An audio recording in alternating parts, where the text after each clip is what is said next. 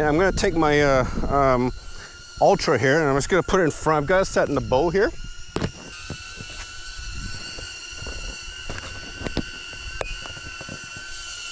You guys can see it right there. Let's do this.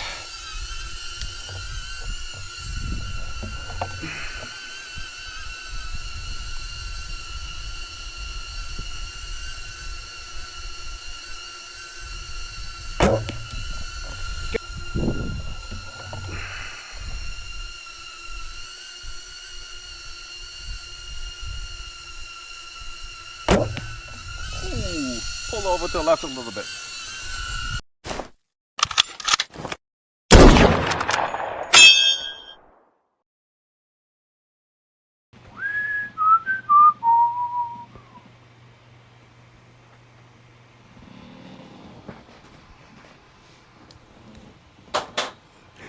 Hey, Mr. Miyagi-Style. Guys, gals, it's been a minute since I've been on. Sorry about that. I just got a lot of things going on. That's not some personal issues I had to deal with, but that's done with, and so life continues on.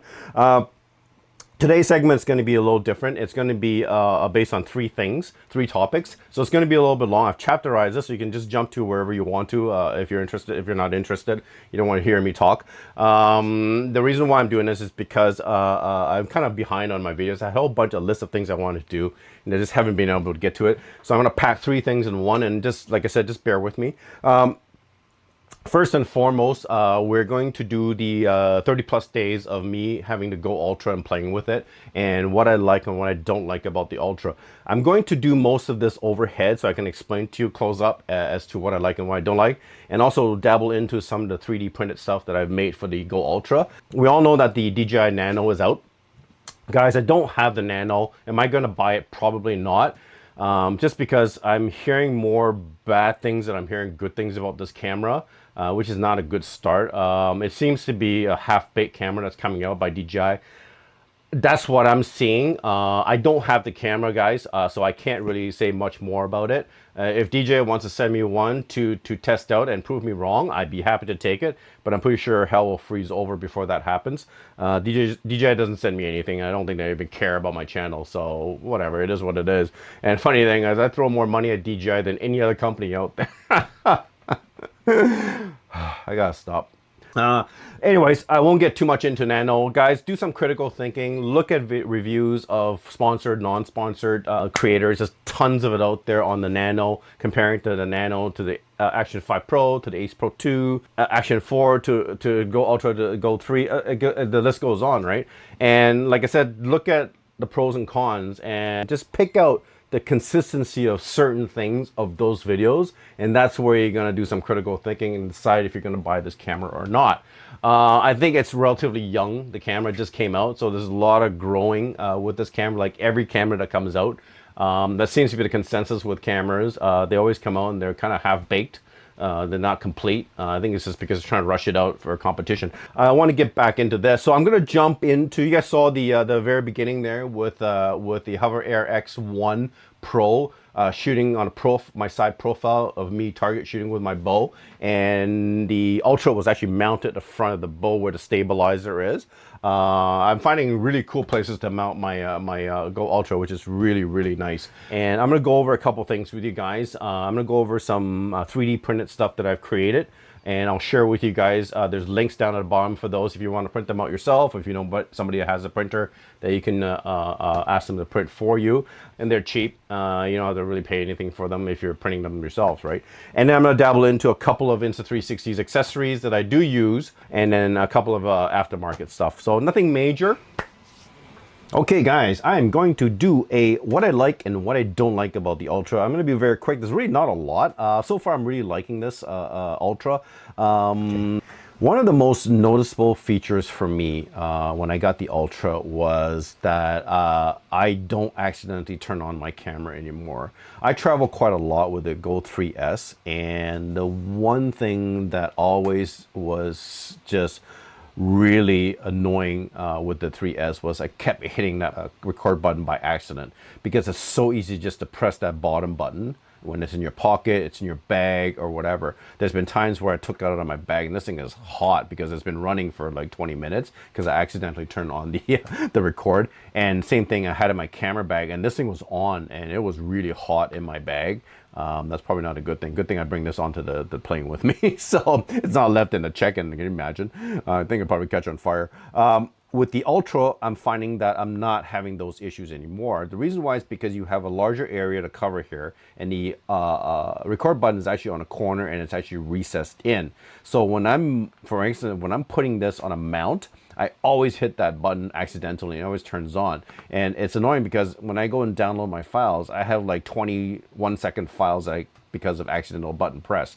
I don't have a problem with this because when I mount something, let's say if I put it into a bracket like this, for instance, I can use the corners, grab on the corners. I can use the top or the lens and just press it down, and it will not turn on the camera itself. Is this on? Yeah, it is on. And then I can just have this tether here if I want to get it out. It's because on this bracket, it's really hard to get out. I just hold on to this and I just yank it right out and it comes right out, and I don't even turn on the camera. So that was one of those biggest things. I'm no longer accidentally turning on my camera anymore.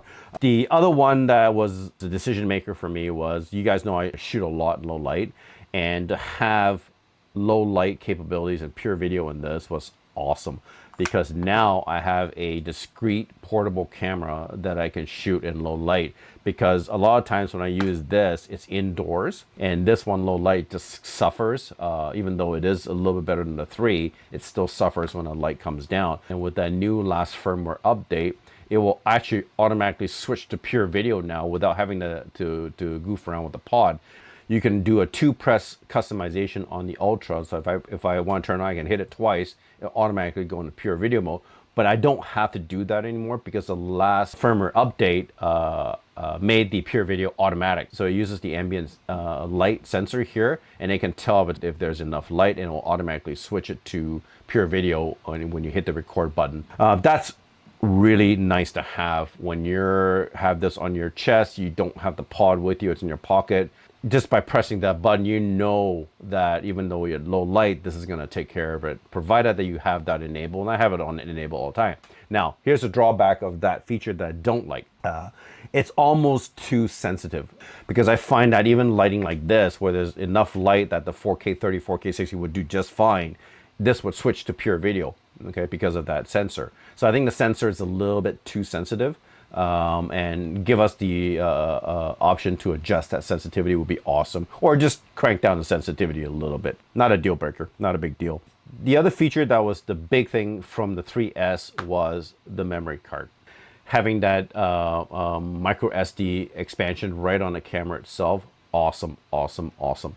I've got a half a terabyte in this thing, and that's gonna last me throughout the whole vacation. I don't even have to download anything. I could probably do my entire vacation on that one memory card. Not that I would, but to have that option, awesome, awesome. And a Nano doesn't have that, which is unfortunate. You know, we're at the era where, you know, we should have that expandable memory available to us. Memory cards are cheap right now, right? So there's no reason not to have that, right? Let's get with the times. I know the 4K 60 is nice because you didn't have the 4K 60 in this one. Now I know the Nano has the 4K 120. Do I shoot a lot in 4K 120? No. I very rarely shoot 4K 120. 4K 60 is more than enough for my use, but that's me, guys. Some people might be different.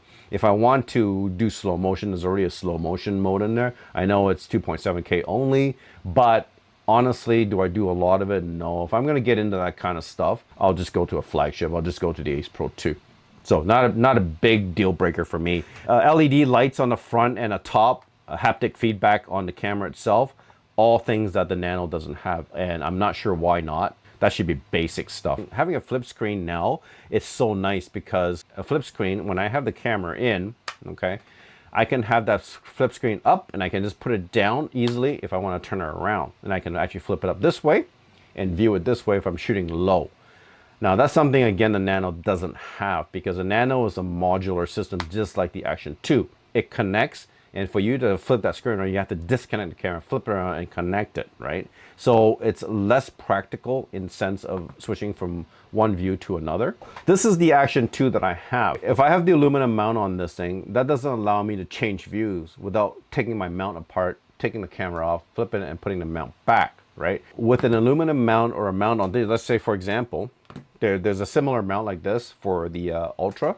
If I want to switch views, simply just flip the screen up, and that's all you have to do. You still have that protection. You don't have to fiddle around with popping it out, flipping the camera around, things like that. We never thought we would use this flip up screen, but now that we have it, it's actually very convenient to have in terms of flipping views. And you can do that low view shooting like this and have the screen this way and shoot this way, right? Which you cannot do with the Nano. I don't have the Nano, guys, so I can't say much tech spec wise about the Nano. These are just things I'm just kind of regurgitating from the videos that I've seen, some concerns and some things that you guys want to be aware of.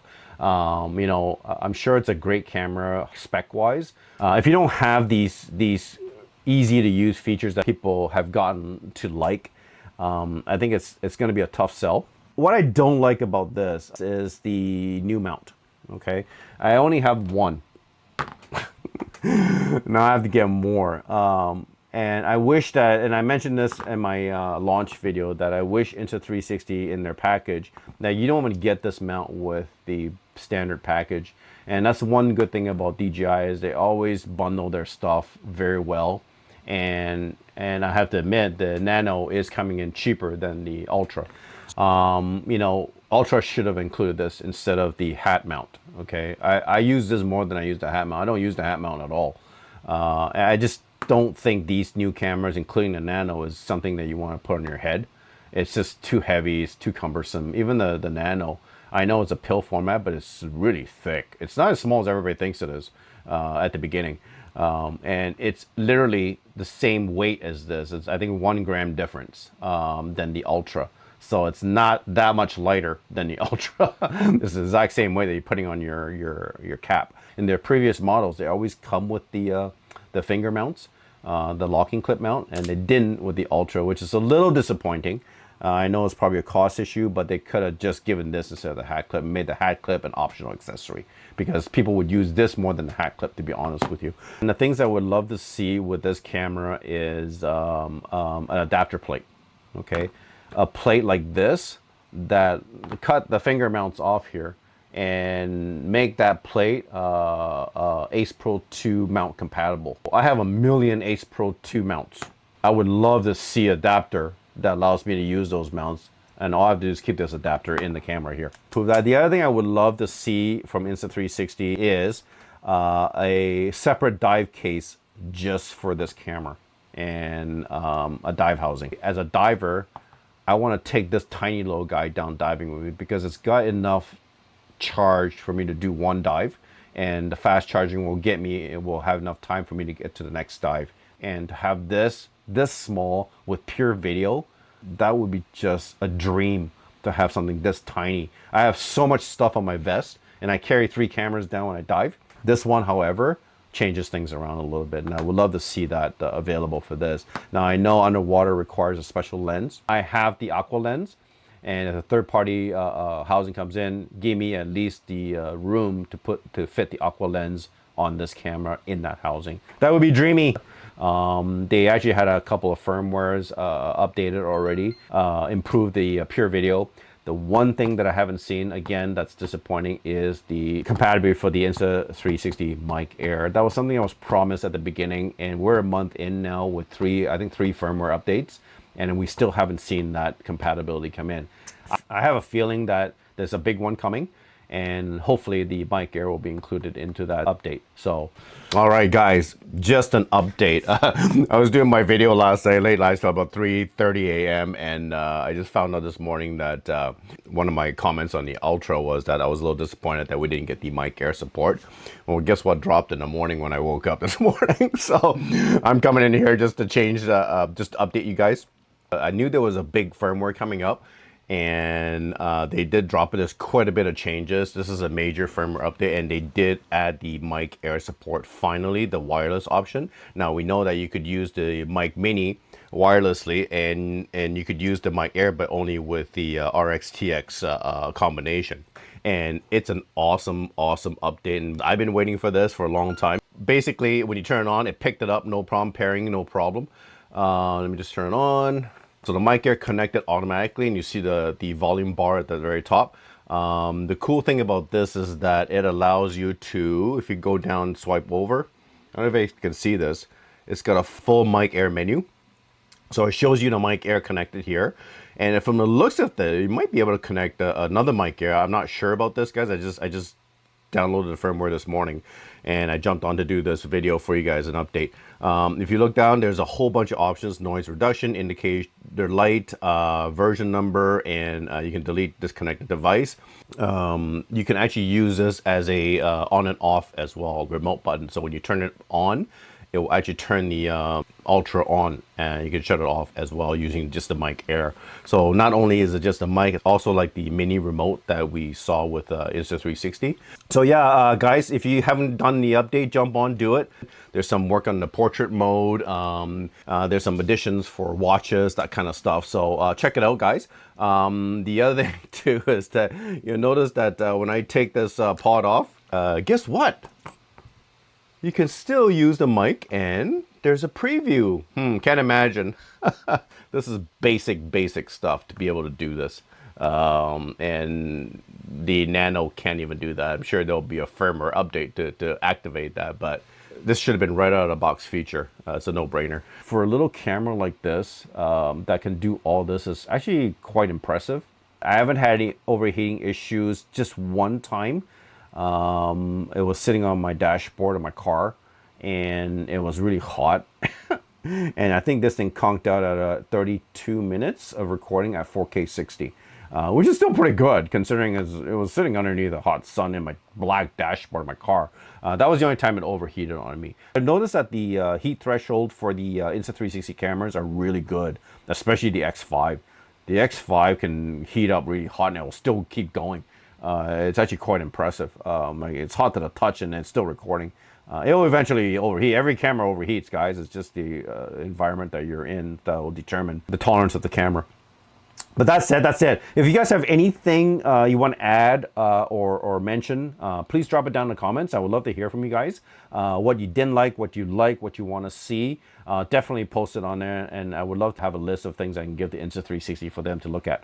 Okay, 3D printing stuff. Go through it really quickly. So these are things that are in my description, and I've got a link for them. I'll go through them really quickly. We're starting to see a lot of stuff come out in the 3D community for the Ultra.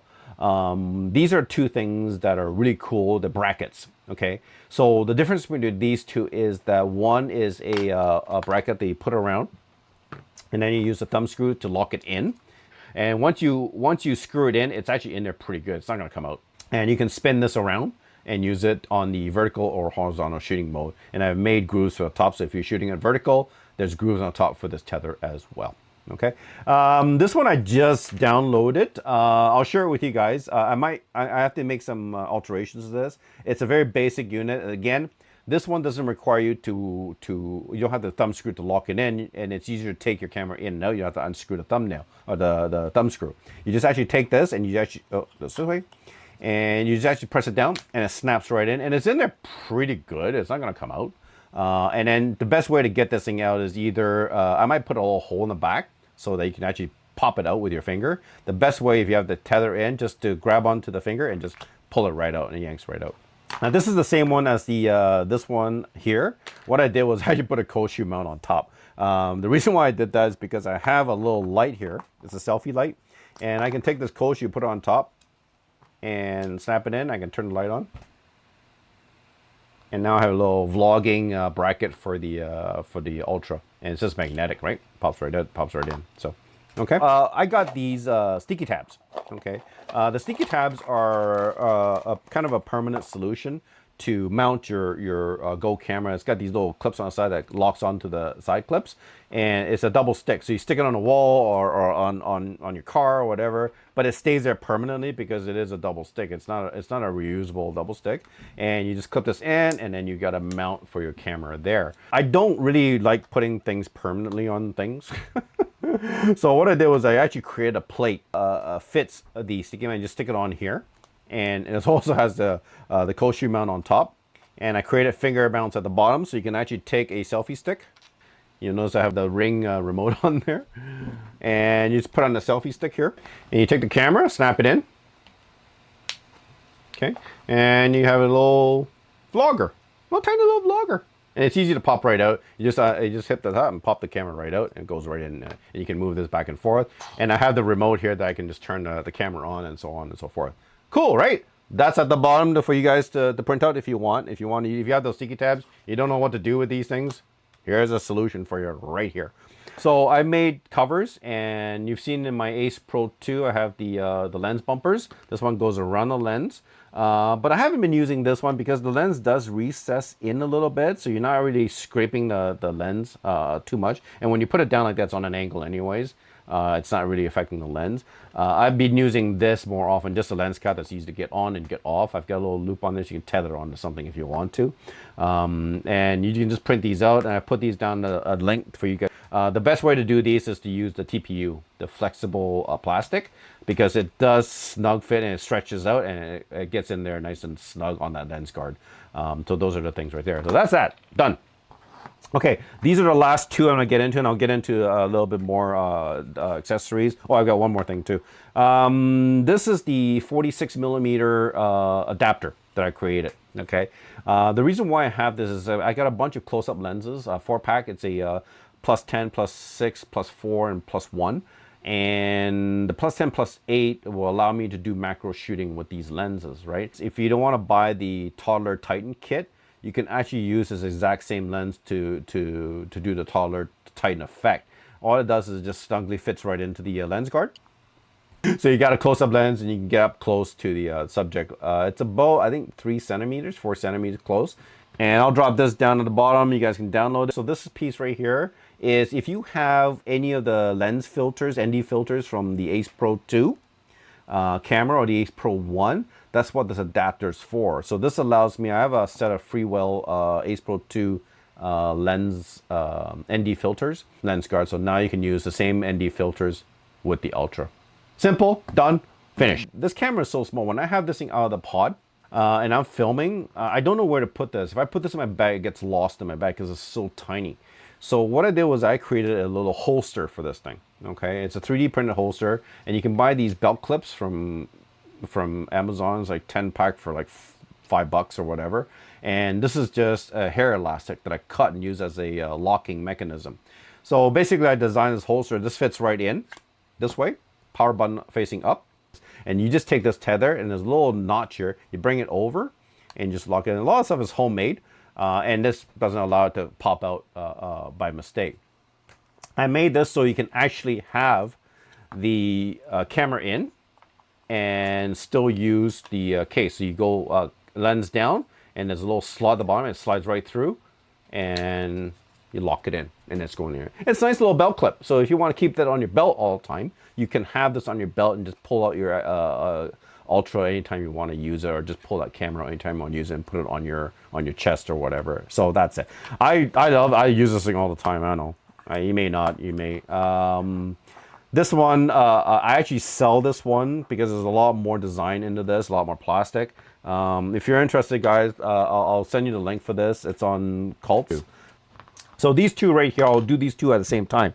The reason why I have this is I bought this, my Avata 2.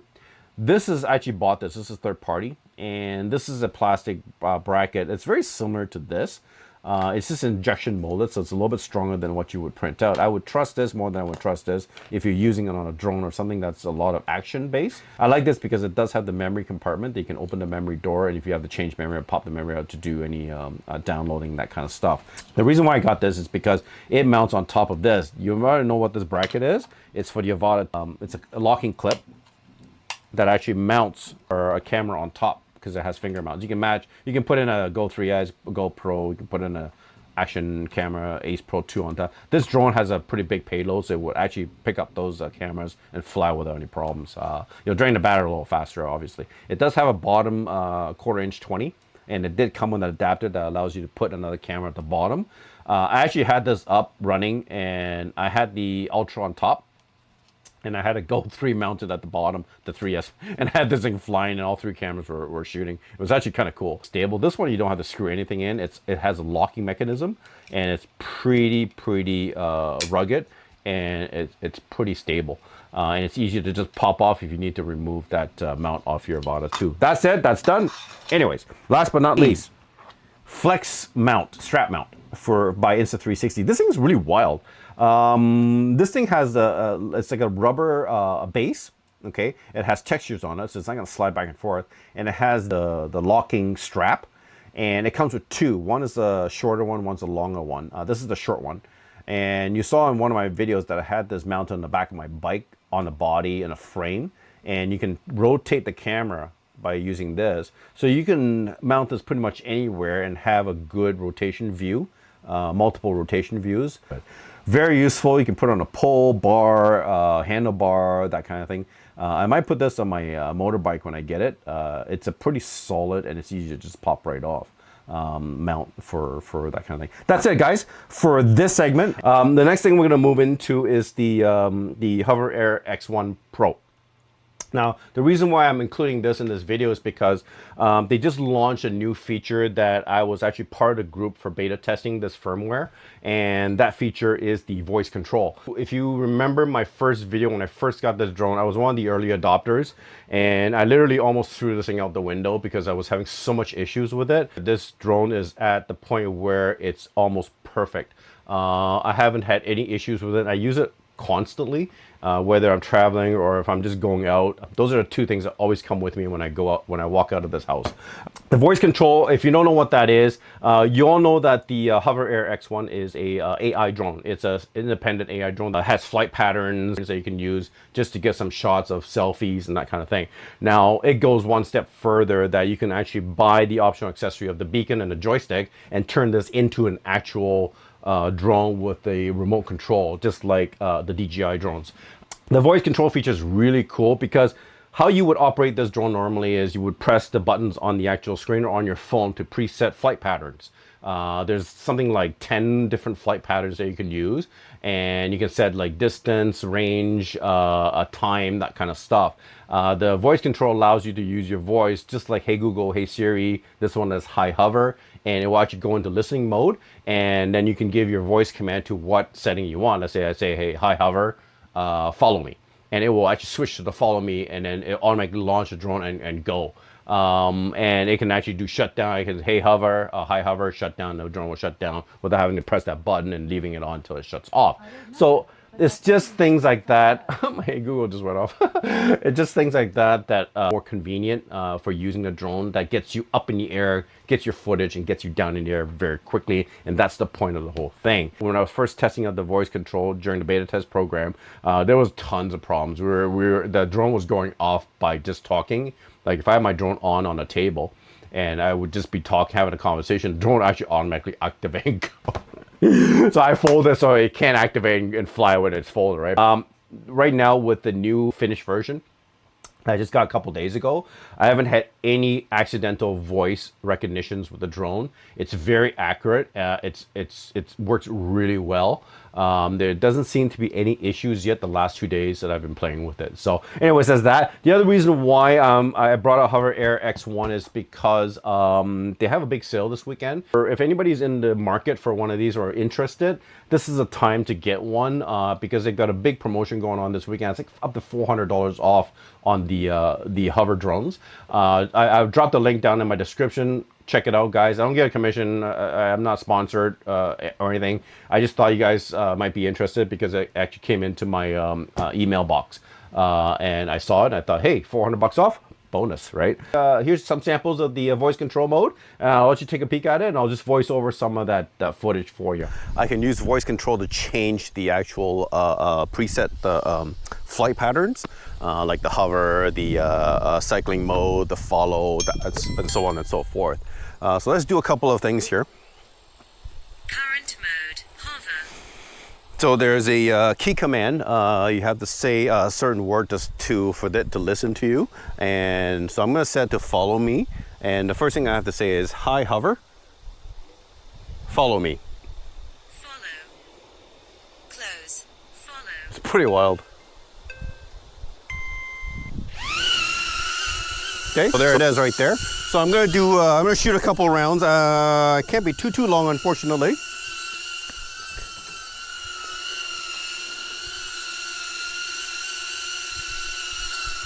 let's shoot a couple of arrows. So, got the target set up there. I don't know if you guys can see it. Target set up there.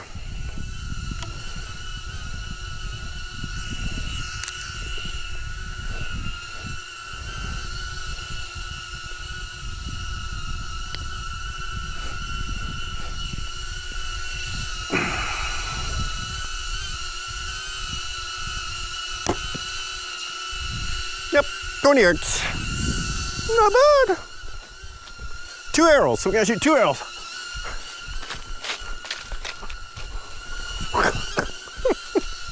Having some fun. All right.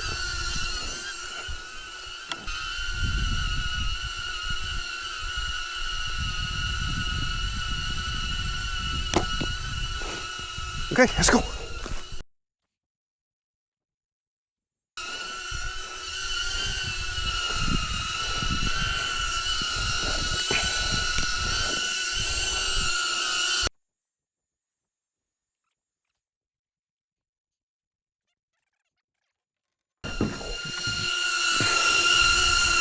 All right, guys, pretty cool, right? So yeah, if you're interested, links at the bottom for the discount. If you want to go ahead and grab it. I love the drone. It comes with me when I travel. When I'm leaving in 3 weeks to Dominican, that baby is coming with me. Okay, that brings us to the next one. The last but not least, it is the, you guys saw the open box video that I have. I just got the DJI Mini 5 Pro. I'm just going to go through briefly, and I'm going to do an overhead as well and show you some of the hardware changes from the 3 to the 5. I don't have the Mini 4. I skipped that version because it wasn't a big upgrade from the 3 to the 4, enough for me to spend that kind of money.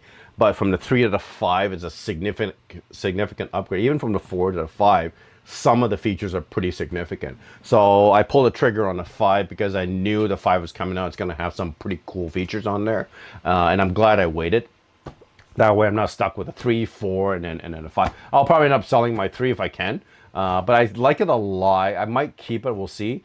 If I don't sell it, okay, I don't have a problem keeping it. And the nice thing about that is the batteries on the Mini 3 will work on the Mini 5. The Mini 3 Pro, or the Mini 5 Pro, this thing is wild. It's a bigger drone. There's some controversy about the Mini 5 drone right now because of the weight class. All Mini drones DJI have sold have always been under the sub 250 gram weight class. I'm not going to dabble too much into it. I think it's going to be one of those things that, you know, I doubt you're going to get in trouble for it, but everybody has to make content on it. It's just flying all over the internet right now, saying that this is illegal, blah, blah, blah, blah, blah. I'm in Canada here. Our drone laws are relatively lax compared to US and some countries. And I'm just going to be very upfront with this. And I've seen some videos about this, and I've seen the laws and some of the responses from these agencies. Basically what I'm gathering is that, you know, it's only about 1 or 2 grams over, because the DJI is selling the Mini 5 Pro as a 249.9 gram drone with a variance of plus or minus 4 grams. They don't tell you that it's a sub 250 drone anymore, like they did with the Mini 3 and the Mini 4. So with material variances, it's going to be either minus 4 grams from that estimated weight, or plus 4 grams. Mine was actually weighed in at 251.8, and that's without the memory card inside. It's 252.4 with the memory card inside. So I'm about 1.5 grams, 2 grams over the legal weight. Am I going to get in trouble for doing that? Doubtfully. There's been a lot of video explaining that, you know, the chances of you, a police officer walking around with a weigh scale and weighing that drone, and even knowing that that's over 250, it's probably nil. And a lot of saying that, yeah, even if they knew, you'll probably just get a slap on a hand. You're not going to get put in jail and stuff like that. But it will depend on the officer or whoever the authority is that stopped you and looked at your drone. If you're doing something really stupid with the drone, which you shouldn't be doing anyways, then yeah, that could be used against you. But that's from stupidity, from getting caught in the first place for doing something you're not supposed to do with any drone, whether it's a sub 250 or an over 250 gram drone. I do have my small remote pilot license. I actually did the license for the Avata 2 because the Avata 2 that I have, it's way over that weight class. So, that's mandatory for that drone to have the license and also to register the drone. So I do have my pilot's license. So I'm actually legally able to fly this. And do I need to register that drone? I'll probably register. It's only $10 to register. It's not a big deal. I'll probably register. And once I register, then I'm perfectly okay to fly the zone. Perfectly okay to fly this drone. Now, once you go above the 250 limit, you have certain laws that you have to follow. That's why a lot of people are kind of, I guess this is a big controversy, is most customers will buy that sub 250 because, first of all, you don't need a license. So you don't need to register the drone. Now, some countries may have different laws with those kind of drones. That's something that you want to do your research before you take your drone into those countries. But if you're in your own country, you know what the laws are, and you know the repercussions, and you kind of also know how to kind of cheat that law, especially in a city that you live in for a number of years, right? But where this comes in is if you're entering a country, you don't know how they react to drones, and their laws may be a little different. So that's when that could be an issue for you to fly in those countries. I'll go to the overhead and I'll pan down. I'm gonna show you some samples and some of the features that this drone has, which is awesome. If you want to see me do anything or request anything with any of these products, again, drop me a comment down below. But anyways, I'll drop down to this and we'll go from there, and I'll come back and I'll do a conclusion, and we'll see you soon. Ciao.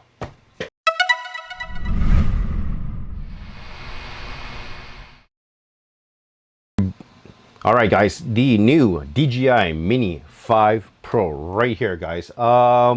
So this is the old Mini 3 Pro that I have, and I love this thing. You guys seen lots of footage from this, and this thing has served me well. It's done really well for me. The thing takes amazing footage, even at nighttime. It takes some pretty good footage. You know, if you look at the two, the one is significantly bigger. Let me just remove this. The 5 Pro, and the biggest change you're gonna see is that front. Look at that camera size compared to the 2. It's just massive, and there's a reason for that. Mini 5 Pro now has a 1-inch sensor on the actual camera, and it actually can rotate on a vertical axis. So the actual camera rotates. I just wanted to show you the size comparison between the two. From the 3 Pro to the 5 Pro it's definitely a massive upgrade. The camera itself, it's so much better than the Mini 3 Pro. The Mini 4 Pro camera was actually pretty good as well, and some of the features of the Mini 4 Pro is actually in the 5. One of the biggest features that the Mini 3 Pro didn't have was waypoints, and that's something that I really wanted to use. There was kind of a way around the waypoints, was to use a software called Flexi, and you had to have the RCN1 controller to do that because it has to be installed onto your phone. You can't use the RC and use the Flexi features. The Flexi app is basically allows you to plot waypoints, just automate your drone into those waypoints, and you can set like camera angle, speed, altitude, that kind of stuff, etc., etc. They now have that, and they've implemented in the Mini 4 Pro. That was the one thing I wanted to get the Mini 4 Pro, but I kind of held back. Because it wasn't enough reason for me to spend the kind of money. These things aren't cheap, guys. I'm going to tell you this right now. This is a very expensive hobby. You know, I bought all the Mini 3 Pro, and I bought this one. The biggest change was the camera, the 1-inch sensor, the rotation, the gimbal rotation. They've upped the quality of the can and the frames per second on this as well. The second biggest thing was the LiDAR sensors. They have LiDAR sensors in the front, and this one has 360-degree collision sensor, which the Mini 3 Pro did not have. It doesn't have the back sensors or the side sensors. So this one actually does 360 degrees. The two extra sensors they put on top are the LiDAR sensors. What the LiDAR sensor is basically, when the light goes down, these sensors become ineffective. They don't work anymore, okay, because of the low light, especially at nighttime. That's why the LiDAR comes in. The LiDAR will actually work with up to, I think, 1 lux. And this is one thing that they didn't have in the Mini 3 Pro that I really like. They did have this in the Mini 4 Pro, was they now have a very, very high power LED light at the bottom. So when this drone is landing, if it's dark, it has a tough time of determining the altitude and the distance between the drone and the ground. So it can make mistakes, or it won't land properly.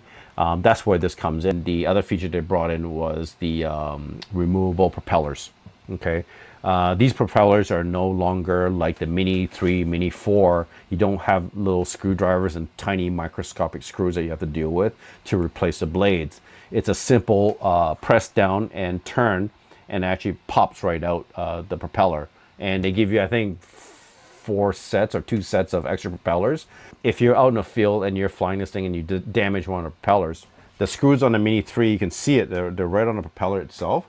And they're just like, I don't know if you guys can see that, it's just microscopic, and the screwdriver is tiny, right? And these things are so short that I can't get a grip on the screws. And one popped out of my hand in the grass, and you lose a screw in the grass, you might as well forget if you don't have a magnet. And I lost one of the screws. So now with this new one, you don't have to worry about it. It just pops right off. You press it down, turn it, and it pops right in. You just do it according to the arrows on here. And these are 2 to the same, and these are 2 to the same. And it literally takes like 10 seconds to do each propeller, 15 seconds to do each propeller if you need to. That's one of the big things about this drone, is the convenience of replacing propellers. I ended up getting on it because it came with 2 bundles. One came with the RC-N3 controller, which doesn't have the display. You still need a phone that mounts on and a cable connected. I have the RC for the MP3 Pro, the Mini 3 Pro, and I really like the RC for the display, because for traveling, easy to pack. You don't have to worry about a third device, a phone. And there's been many times where I had my phone on there and my phone was going off with notifications. It was ringing while I was flying the drone, and it disables your screen. But, you know, it's just an inconvenience, and it's just distracting when you're flying your drone, especially when you're doing some special effects or doing some preset flights and that kind of thing. The one thing I didn't like about the RC, the original RC, was it was a slower CPU chip in there, and I think the screen was actually kind of laggy when you're trying to do options, slide down menus, that kind of stuff. They upgraded the chip on the RC2, and it's much faster. And the one biggest thing that I really liked about the RC2 over the RC was that the RC2 now has 2 extra antennas. When the RC came out against the RC-N1, the one without the display, the RC-N1 had a pop-up bracket that held the phone, and that bracket is actually an external antenna as well.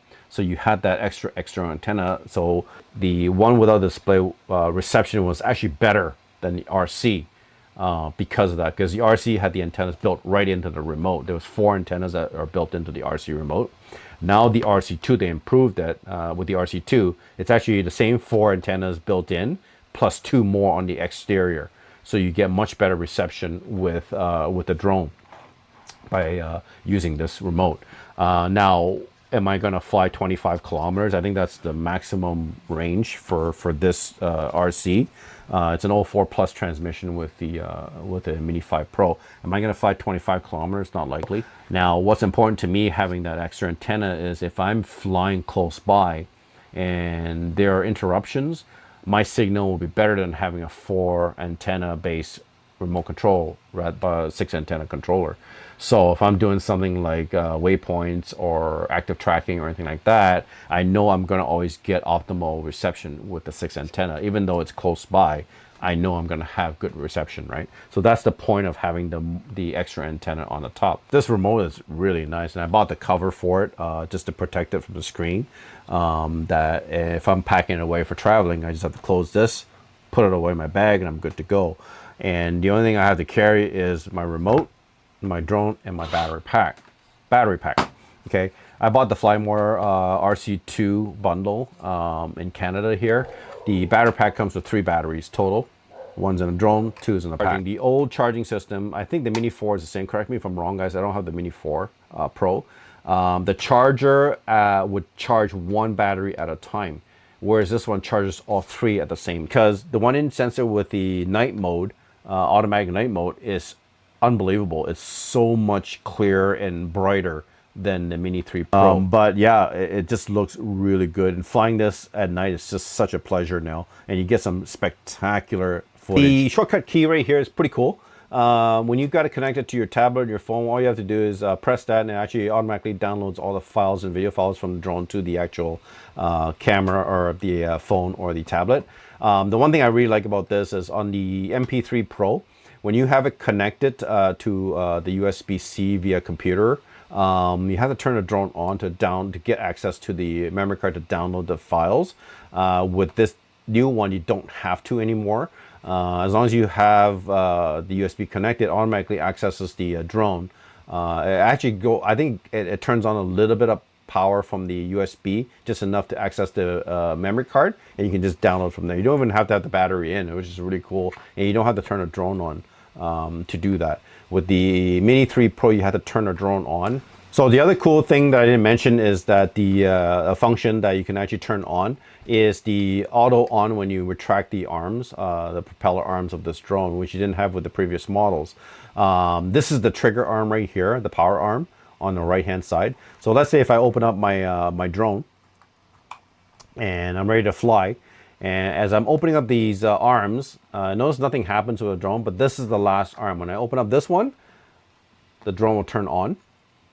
So I don't have to do that double button press that you'd have to do with pretty much all the DJI drones.